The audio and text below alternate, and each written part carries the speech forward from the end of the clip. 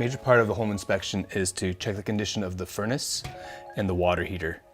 What I like best about my program that I use is that it prompts me for certain things. Like it's asking me about what type of heating system it would be, what the fuel energy source would be, approximate capacity, combustible air source, age, and again where the male fuel shutoff would be. So for the male fuel shutoff, I would take a picture of this here and I would circle it and send it to you, so you know, or the new home owner will know where the power or where it is to shut off the main gas when they take over possession. Or you as a homeowner may not know, and now you know. So I would take a picture of that and send it to you so you'd know where it is, with a description of where it is as opposed to where by the furnace.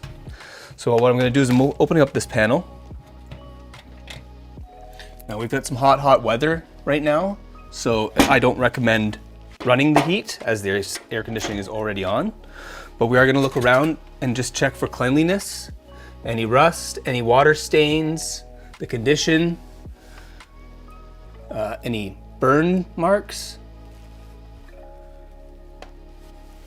And then what I want to do too is get that information, and where you can find the information is usually on the inside, and it has a plate, but it's going to have the model and the serial number. Now the serial number is what I need because the serial number will tell me the age. As long as I know the serial number and the make of the furnace, I can find the age of this furnace.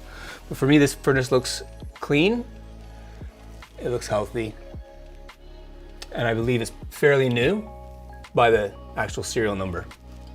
Okay, so we're gonna go.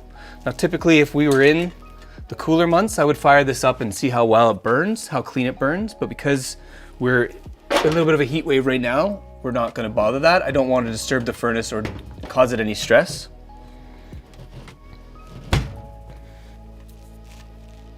And then we're just gonna tighten this guy back up. Okay, and then directly beside me here is the water heater.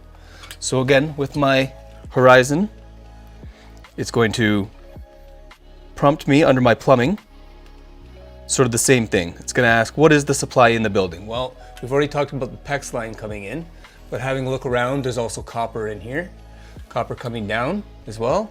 So it's gonna ask me these things. It's gonna ask me the tank capacity, which all that information I should be able to find on our sticker, as well as the same thing is gonna ask me what the age is. So now I have to go looking for the serial number and as well as what the make is. Both of those things will give me an idea of the approximate age.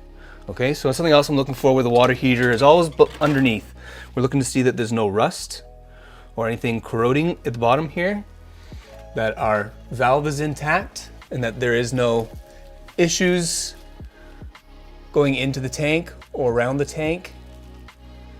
And we also want to make sure that we have a shutoff valve installed, and as well it's going to prompt us again to ask where the gas shutoff is, which we can't quite get in the camera here, but it's off to the left side. So again, I take a picture of that and then give you the direction as to where it is, so when there's an emergency you can shut it off. So those are the main things that we're going to look for the water heater. Okay. Something else I like to do is this called a sniffer. So what it's going to do is it's going to detect any gas leaks. So I don't smell anything, but that's why I have this. It's going to give me a better idea. Okay, and so we just go around wherever the gas line's coming in, just to see if we've got any issues. And as you can hear, there's nothing going on here, so we're good.